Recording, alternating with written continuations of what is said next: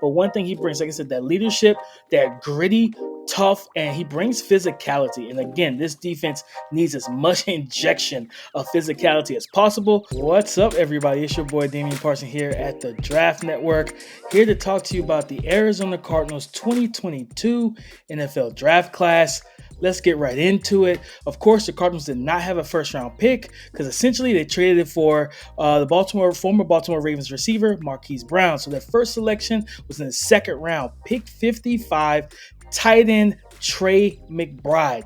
Tre McBride has a strong, thick build. We saw him down at the Senior Bowl. He's got great ball skills. He's a competitive. He's a competitive tight end. He's a compact catcher. He plays well through contact. He's competitive in the run game. The versatility with him is very appealing as well because you can use him as a wide tight end lined up in line to help in the run game. You can put him in as an H-back, move him and use him as a move tight end, or just put him in a slot, right? Let me get some of those linebackers. So for this offense as well, he will be a nice fit.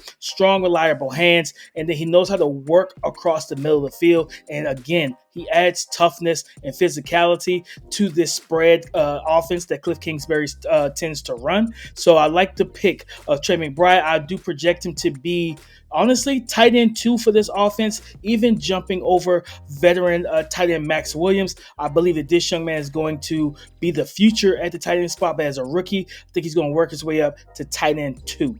Let's go over to the second pick, which is in the third round, pick 87.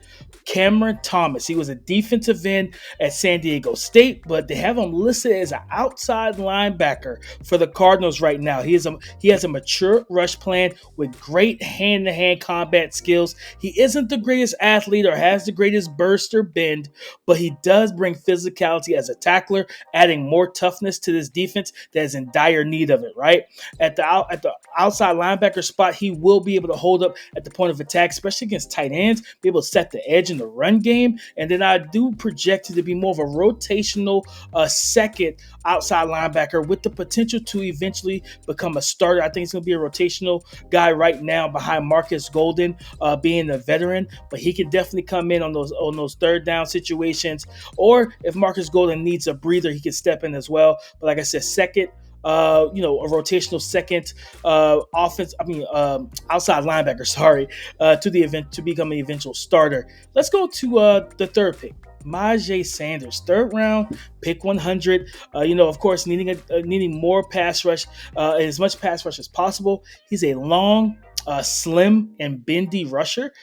Play a little out of position at Cincy. Played some 5-tech, kind of kicked inside of their 3-3-5 kind of stack looks. So as a guy of his stature now transitioning to outside linebacker in the NFL, it's going to be a little bit of a challenge for him, a little different type of reads and responsibilities, but he's got the length. He's got a good first step burst at the line of scrimmage when the ball is snapped. And again, he can bend, get underneath offensive linemen's hands and punches. And like I said, he's just got that long, slender frame, right? So I project him to be more of a DPR as a rookie, someone that possibly could add, because he hovers around 230, 240 in terms of weight. So I could see him being more of a DPR sub-package rusher, bring those fresh legs in, and maybe they try to add some weight so he can hold up more as a potential starter in the future against the run.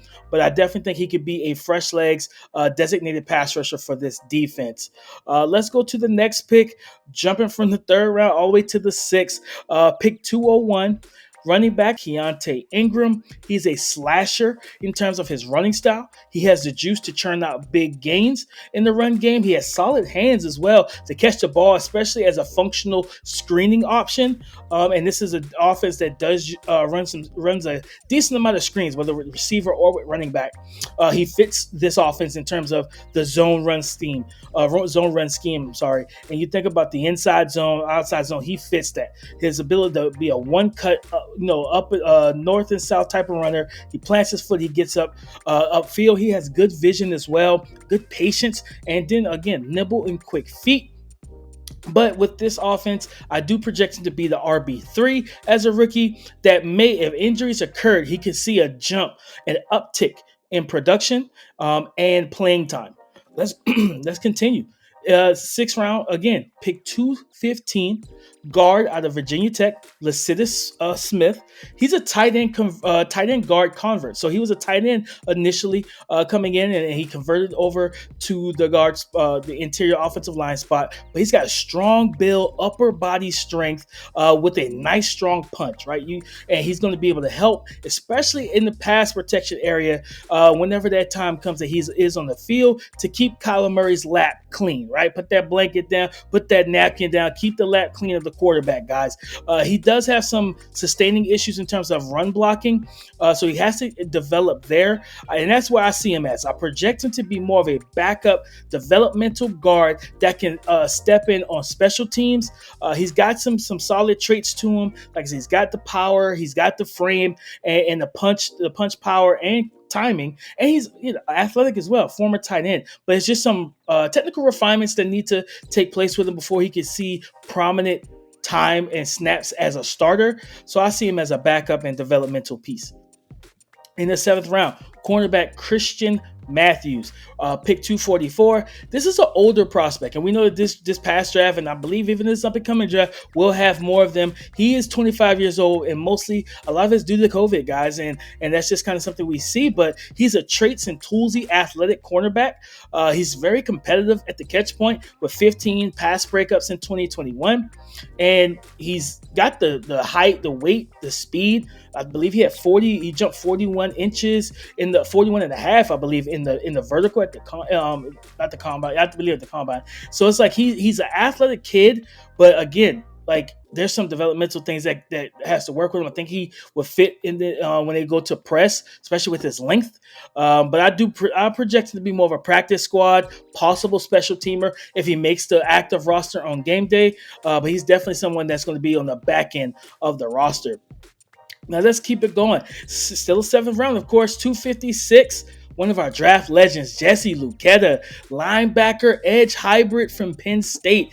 High energy, just high motor kid with tremendous leadership, right? He's physical. He has an explosive punch on the edge to be able to stack tight ends and set the edge in the run game. He plays with physicality and a tone-setting demeanor. So he's got some versatility. He plays stack linebacker, inside linebacker, and of course, edge. This previous season, his final season at Penn State, he projects more of as a rotational outside linebacker and special teamer. But one thing he brings, like I said, that leadership, that gritty, tough, and he brings physicality. And again, this defense needs as much injection of physicality as possible. So Jesse Lucetta, potential rotational outside linebacker and special teamer. And our final pick was the next pick 257 of the 7th round. Out of Oklahoma, Marquis Hayes, guard, massive body type and frame, physical.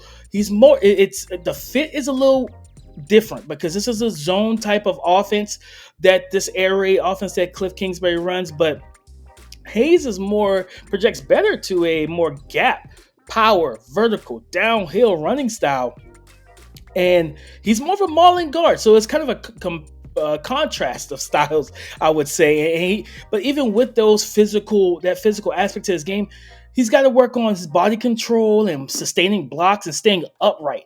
There's times he loses his balance and things of that nature. You want to clean those things up. But he has the tools, the frame, the physicality, the demeanor. You'd rather be able to tell a guy, hey, hold off and calm down, rather than trying to tell him to, hey, let's try to rally him up and get his energy and make him be physical. You'd rather than be physical and you just kind of get him to tone down. So he has all the things that you would want in a guard. He's just more of a developmental piece. So I look at him as a developmental backup and special teamer. So, hey, that's the Arizona Cardinals 2022 NFL draft class, and just my thoughts on them. Let me know what your thoughts are. And as always, follow us and subscribe to the Draft Network for all your college football and NFL draft needs.